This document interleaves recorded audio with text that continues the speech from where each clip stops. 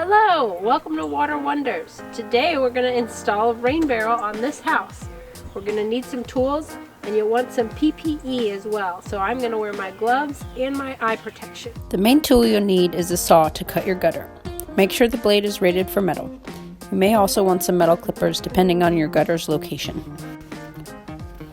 Protect your house from your saw with a piece of scrap cardboard.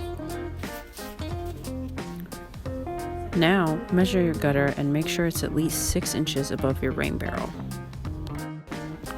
Go ahead and cut away.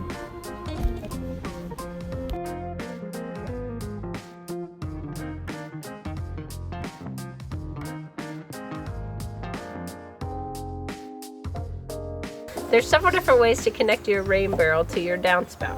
I like these kind of pieces of equipment because it allows your downspout to maintain function once your rain barrel is full.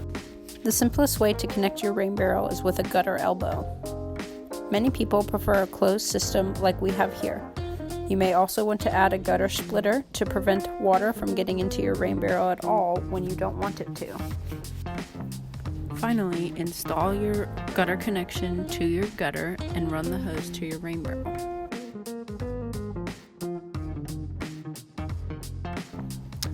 There you have it. Pretty simple. All finished.